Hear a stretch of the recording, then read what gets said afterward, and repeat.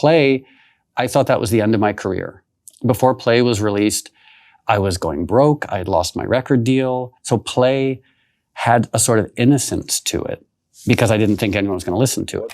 Moby's Play is a seminal album that became genre-defining through its unique mix of electronica and dance, with everything from rock to hip-hop, ambient, folk, gospel and blues.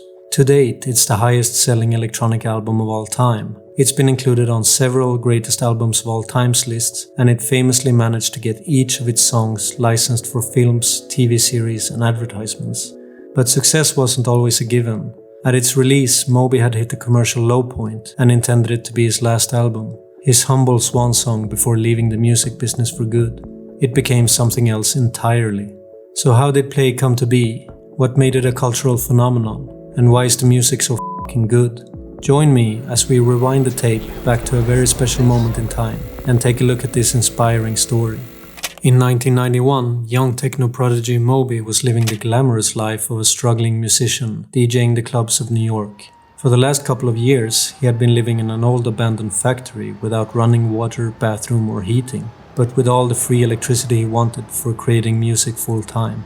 One day, while working on a remix of an earlier track, Moby gets the idea to try to sample the music from Twin Peaks. In his autobiography Porcelain, a memoir, he explains, "I turned on my Yamaha SY22 keyboard and found a string sound I liked. I played the 3 notes in Laura Palmer's theme, and it almost sounded like Angelo Badalamenti's recording.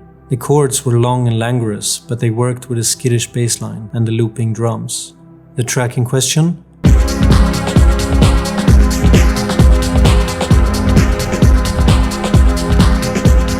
And that was it. Go blew up, and Moby was now being hailed as techno's first superstar, bridging the gap between underground dance music and the mainstream.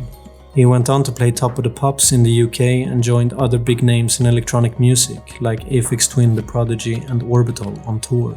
In the following years, he would release a number of albums, his most well-known being the excellent rave classic Everything Is Wrong, which enjoyed critical acclaim.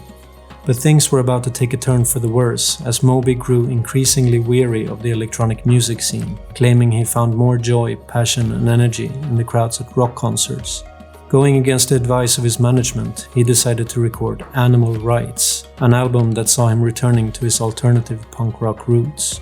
Paraphrasing Moby, the album failed even before its release. Animal Rights was met with lukewarm reviews and a cold response from his existing fanbase. Next thing he knew, Moby's American label Elektra stopped returning his manager's calls, before he eventually got dropped entirely.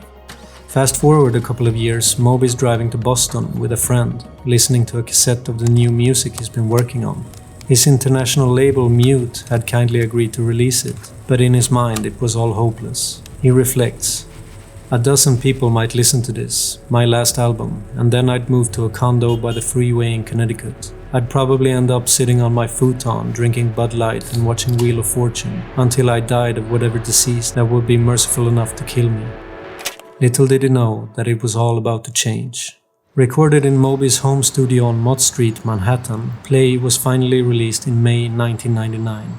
The album turned out to be an original and bold blend of different styles, the most notable being Moby's unique use of sampling gospel and blues and combining it with electronica. Moby found these samples through the compilation album of Alan Lomax's decade-spanning field recordings of music in the American South, going back to the 30s. The voices of traditional folk singers like Vera Hall, Boy Blue and Bessie Jones are really to thank for massive hits such as Honey, Find My Baby and Natural Blues. Trouble but God, don't nobody know my trouble but God. Ooh, Lordy, trouble so. The album took out some other interesting turns as well, experimenting with a fun mix of hip-hop and big beat on tracks like Body Rock and Machete, and going in a more ambient lay direction on the second half, with beautiful somber pieces like Ever Loving, The Sky Is Broken and My Weakness stealing the show. But the consistent sound throughout the album is Moby's signature use of gorgeous digital strings, layered with expressive simple piano chords and arpeggios. When put together in the context of an album, all these different styles blend perfectly. But only producing great music sometimes just isn't enough. At the time of release, the album grossly underperformed, selling a mere 6,000 copies worldwide in its first week, and it didn't look like the tables would turn much for Moby. The key to its ultimate success would instead be licensing the songs to films, TV and advertisements. Moby thought it couldn't hurt, and that it was a way to get the music heard in the end. Besides, licensing music wasn't anything unusual for Moby. Tracks like First Cool Hive and God Moving Over the Face of the Waters had been used to great effect in the films Scream and Heat respectively. In the end, and to great success, every single song on Play was licensed, and Moby's music was suddenly popping up everywhere, from advertisements for cars, Irish coffee and credit cards, to the soundtracks of The Beach, FIFA 2001 and The X-Files. The strategy had worked. A year after its initial release, Play was selling 150,000 copies a week, and it ultimately ended up selling a whopping 12 million copies, making it the biggest selling Electronica album of all time.